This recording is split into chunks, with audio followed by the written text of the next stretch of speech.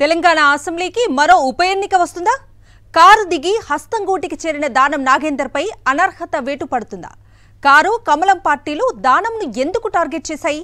ఎమ్మెల్యేపై అనర్హత వేటు కోసం ఎందుకు పట్టుబడుతున్నాయి? దానంపై న్యాయస్థానం ఉత్తర్వులు ఎలా ఉండబోతున్నాయి? Watch the story. రాష్ట్రంలో మరో ఉప ఎన్నిక వచ్చే పరిస్థితులు కనిపిస్తున్నాయంటూ రాజకీయ వర్గాల్లో జోరుగా చర్చ జరుగుతుంది.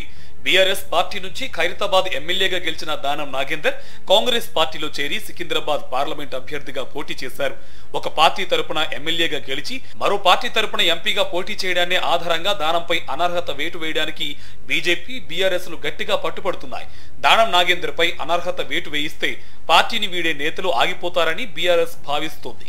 అనర్హత వేటు ప్లాన్ వర్కౌట్ అయితే కాంగ్రెస్ ను కట్టడి చేయవచ్చని గులాబీ పార్టీ భావిస్తుంటే, ఖైరతాబాద్ నియోజకవర్గంలో ఉప ఎన్నిక వస్తే తమ బలం పెంచుకోవడానికి అవకాశం ఉంటుందని కాషాయ దళం వ్యూహాలు రచిస్తోంది. ఒక సభ్యుడిపై అనర్హత వేటు పడాలంటే అసెంబ్లీ స్పీకర్ నిర్ణయం తీసుకోవాల్సి ఉంటుంది. కొన్ని రాష్ట్రాల్లో న్యాయస్థానం తీర్పులతో ఆయా రాష్ట్రాల్లో ఫిరాయింపు ఎమ్మెల్యేలపై అనర్హత వేటు పడింది. ఇప్పుడు ఆ తీర్పుల ఆధారంగానే తెలంగాణ హైకోర్టులో బీఆర్ఎస్, బీజేపీలు దానం నాగేందర్ పై అనర్హత వేటు వేయాలని కోరుతూ పిటిషన్లు వేశాయి. అయితే హైకోర్టు కూడా అనర్హత వేటు వేయాలని ఆదేశించే అధికారం లేదని, కేవలం సూచన మాత్రమే చేయగలదని న్యాయ నిపుణులు అంటున్నారు. దీంతో అధికార కాంగ్రెస్ పార్టీ కూడా ఏం కాదులే అన్న ధీమాతో ఉంది.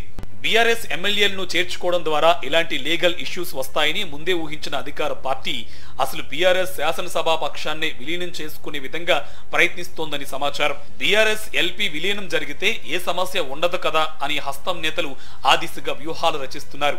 ఇప్పటికే 10 మంది ఎమ్మెల్యేలు బీఆర్ఎస్ నుంచి కాంగ్రెస్ లో చేరారు. మరో 16 మంది చేరితే గానీ బీఆర్ఎస్ ఎల్పీ సిఎల్పీలో విలీనం కాదు. ఈ నేపథ్యంలో ఆపరేషన్ ఆకర్ష్ కు మరింత పదును పెట్టేందుకు కాంగ్రెస్ సిద్ధమవుతుంది. హైకోర్టు ద్వారా అధికార పార్టీపై ఒత్తిడి పెంచేందుకు బీజేపీ, బీఆర్ఎస్ లు తీవ్రంగా ప్రయత్నిస్తున్నాయి.